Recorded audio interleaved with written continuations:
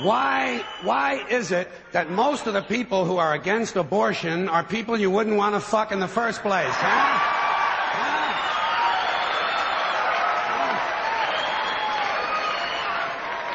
Boy, these conservatives are really something, aren't they? They're all in favor of the unborn. They will do anything for the unborn. But once you're born, you're on your own.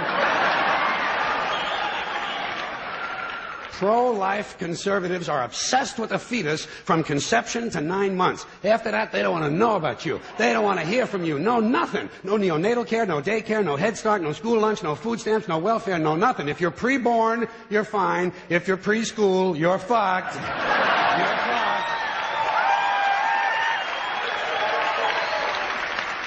Conservatives don't give a shit about you until you reach military age. Then they think you are just fine, just what they've been looking for. Conservatives want live babies so they can raise them to be dead soldiers. Pro-life. Pro-life. These people aren't pro-life, they're killing doctors. What kind of pro-life is that? What, they'll do anything they can to save a fetus, but if it grows up to be a doctor, they just might have to kill it?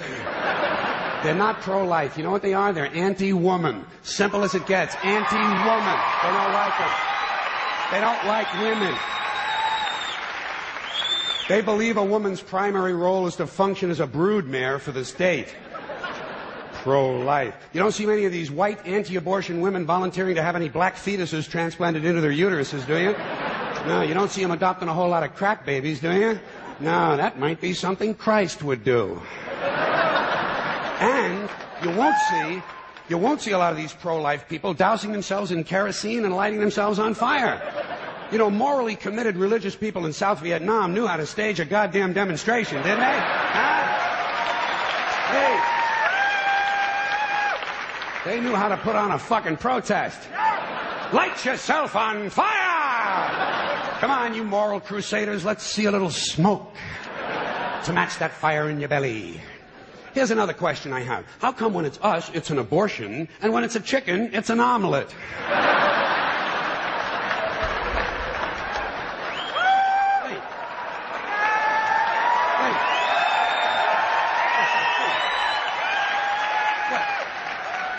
Are we so much better than chickens all of a sudden? When did this happen, that we passed chickens in goodness? Name 6 ways we're better than chickens. See, nobody can do it. You know why? Because chickens are decent people. You don't see chickens hanging around in drug gangs, do you? You don't see a chicken strapping some guy to a chair and hooking up his nuts to a car battery, do you? When's the last chicken you heard about came home from work and beat the shit out of his hand? Huh? Doesn't happen. Because chickens are decent people. Well, let's get back to this abortion shit. Now, is a fetus a human being? This seems to be the central question. Well, if a fetus is a human being, how come the census doesn't count them? If a fetus is a human being, how come when there's a miscarriage they don't have a funeral? If a fetus is a human being, how come people say we have 2 children and 1 on the way instead of saying we have 3 children? People say life begins at conception. I say life began about 1 billion years ago, and it's a continuous process. Continuous, just keeps rolling along. Rolling along. I say, you know something? Listen, you can go back further than that. What about the carbon atoms? Huh? Human life could not exist without carbon. So is it just possible that maybe we shouldn't be burning all this coal? Just looking for a little consistency here in these anti-abortion arguments. See, the really hardcore people will tell you life begins at fertilization. Fertilization when the sperm fertilizes the egg, which is usually a few moments after the man says, gee, honey, I was going to pull out, but the phone rang and it startled me.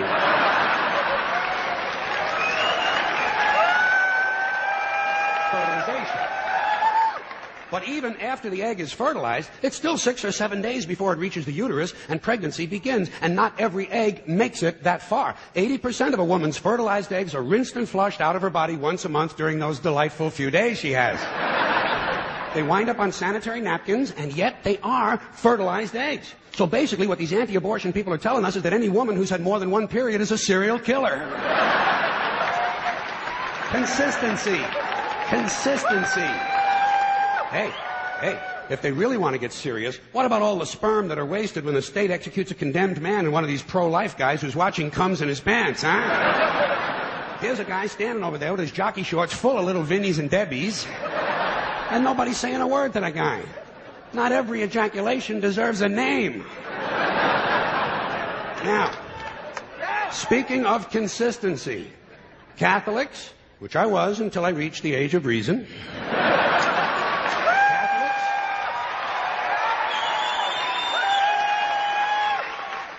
Catholics and other Christians are against abortions, and they're against homosexuals.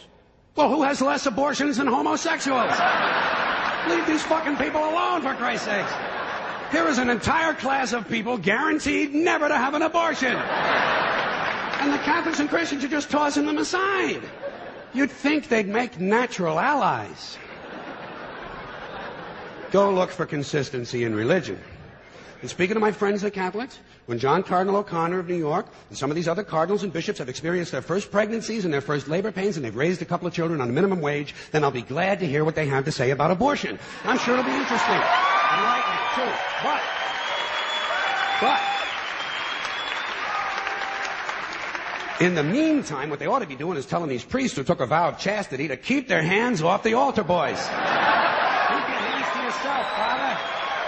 You know? When Jesus said, "Suffer the little children, come unto me," that's not what he was talking about.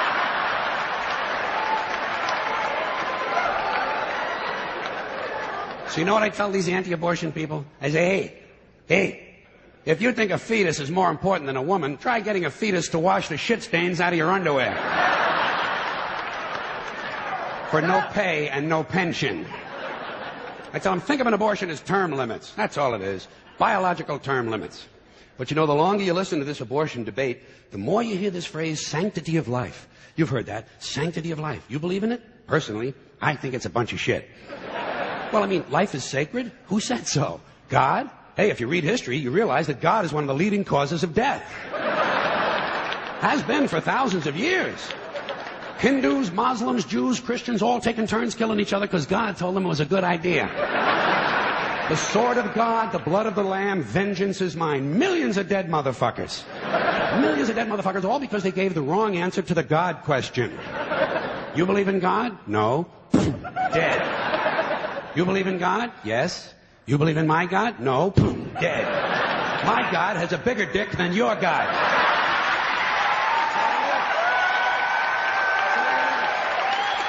Thousands of years. Thousands of years, and all the best wars, too. The bloodiest, most brutal wars fought, all based on religious hatred, which is fine with me. Hey, anytime a bunch of holy people want to kill each other, I'm a happy guy. But don't be giving me all this shit about the sanctity of life. I mean, even if there were such a thing, I don't think it's something you can blame on God. No, you know where the sanctity of life came from? We made it up. You know why? Because we're alive. Self-interest. Living people have a strong interest in promoting the idea that somehow life is sacred. You don't see Abbott and Costello running around talking about this shit, do you? We're not hearing a whole lot from Mussolini on the subject. What's the latest from JFK? Not a goddamn thing. Because JFK, Mussolini, and Abbott and Costello are fucking dead. They're fucking dead. And dead people give less than a shit about the sanctity of life.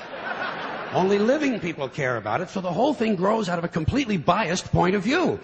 It's a self-serving, man-made bullshit story. It's one of these things we tell ourselves so we'll feel noble. Life is sacred. Makes you feel noble. Well, let me ask you this. If everything that ever lived is dead, and everything alive is going to die, where does the sacred part come in? I'm having trouble with that.